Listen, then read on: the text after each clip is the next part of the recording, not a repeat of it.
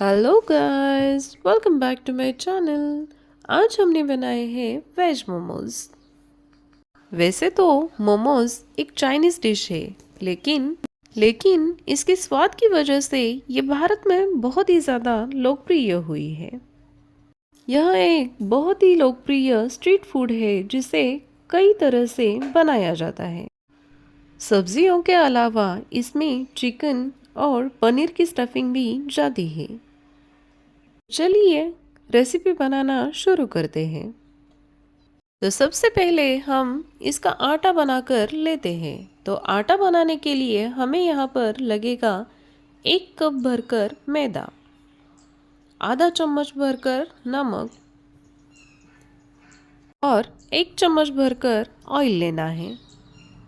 Oil को आटे के साथ अच्छे से मिलाकर ले लेना है।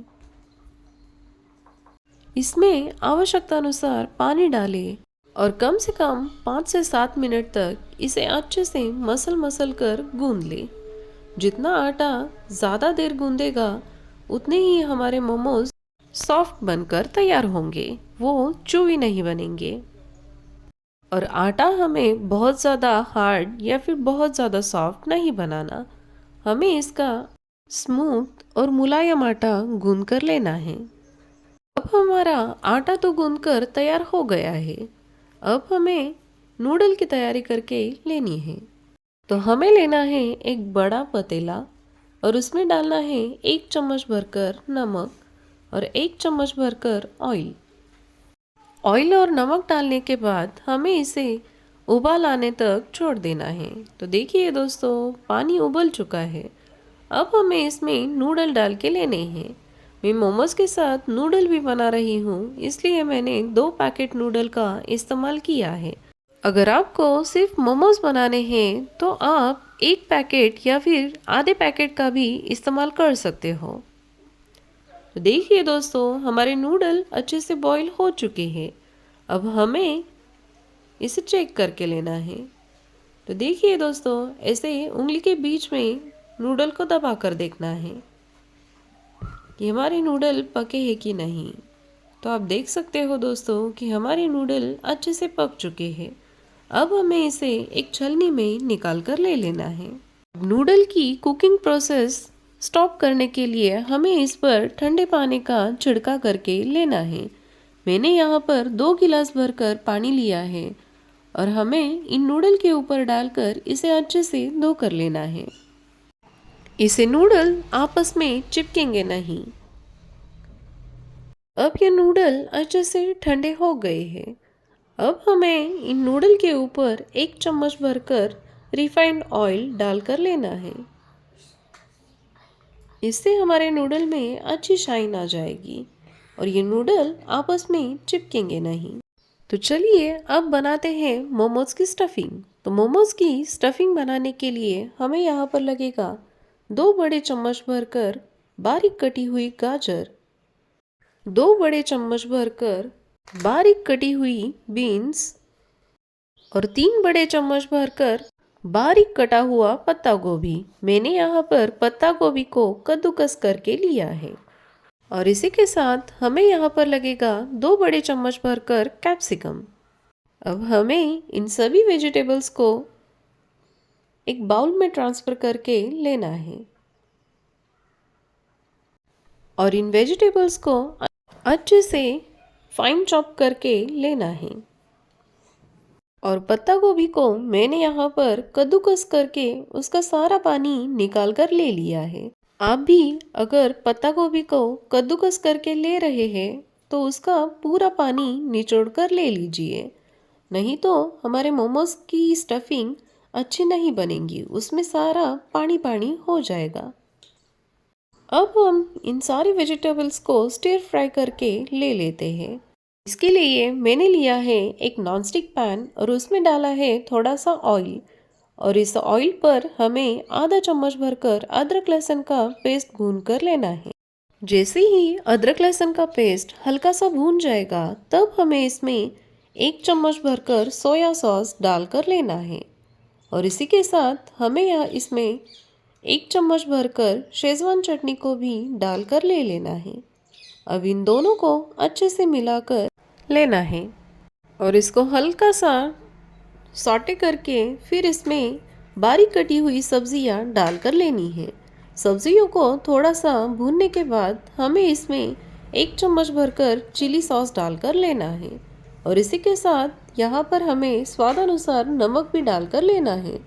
मैंने यहाँ पर आधा चम्मच नमक का इस्तेमाल किया है। आप अपने हिसाब से नमक का इस्तेमाल कर सकते हो।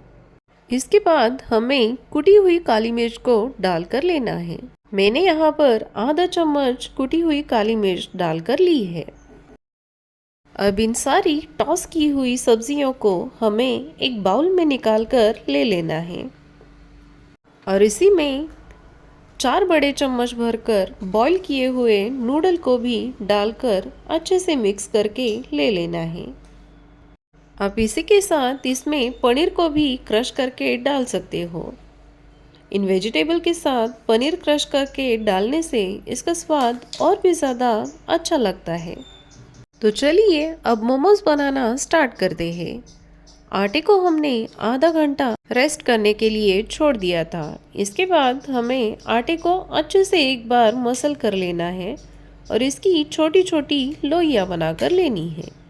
अब इन लोइयों को पतला बेलकर इसकी छोटी पूरी बनाकर लेनी है। याद रखिए दोस्तों कि इस पूरी को बहुत ज़्यादा पतला या फिर बहुत ज़्यादा मोटा नहीं बेलना। हमें चपाती से थोड़ी सी पतली पूरी बनाकर लेनी है।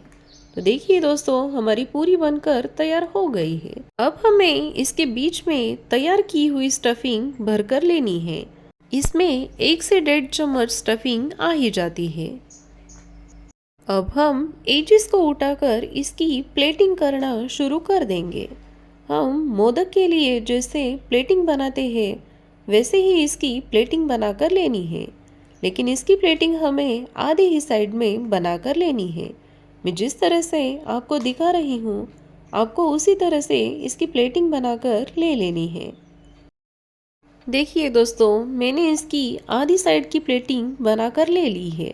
अब हमें इसे हाथों पर उठाकर इसकी आधी साइड को प्लेटिंग की हुई साइड के ऊपर रखकर अच्छे से हाथों से चिपका कर ले लेना है और इसे हाथों से दबाकर अच्छे से इसको शेप देकर लेना है। तो आप देख रहे हैं ना दोस्तों कि हमारा मोमो कितना अच्छा बनकर तैयार हुआ है।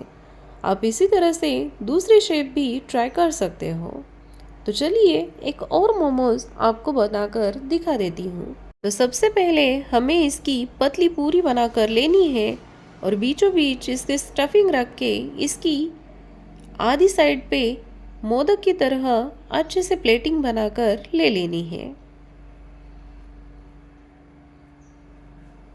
और फिर इसकी आधी साइड बनाकर बची हुई साइड को प्लेटिंग की हुई साइड के ऊपर अच्छे से चिपका कर ले लेना है और इसको हाथों से दोनों तरफ थोड़ा सा मोड़कर ये हमारा मोमोज तैयार हो जाएगा। तो देखिए दोस्तों हमारा मोमोज तैयार हो चुका है। तो इसी तरह से मैं बाकी सारे मोमोज बनाकर ले लेती हूँ। देखिए दोस्तों हमारे सारे मोमोज बनाकर तैयार हो चुके हैं। अब हमें इन मोमोज को स्टीम करके ले लेना है।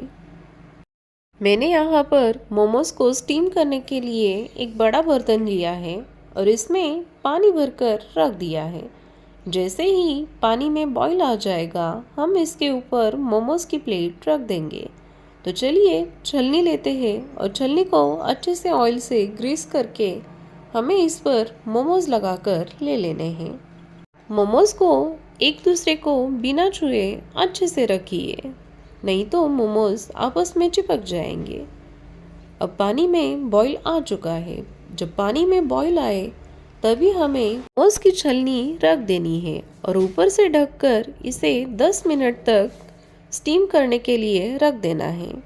चलिए अब बनाते हैं मोमोज की चटनी। तो मोमोज की चटनी बनाने के लिए मैंने यहाँ पर एक नॉनस्टिक पैन का इस्तेमाल किया है और इसमें 1 चम्मच भरकर अदरक लहसुन का पेस्ट भून कर लिया है। जैसे ही अदरक लहसुन का पेस्ट भून जाए हमें इसमें 1 चम्मच भरकर सोया सॉस डालकर लेना है और इसी के साथ हमें 1 चम्मच भरकर चिली सॉस भी डाल देना है। चिली सॉस और सोया सॉस को भूनने के बाद हमें इसमें 1 चम्मच भरकर शेजवान चटनी भी डाल कर लेनी है और एक बारीक कटी हुई हरी मिर्च को डाल देना है।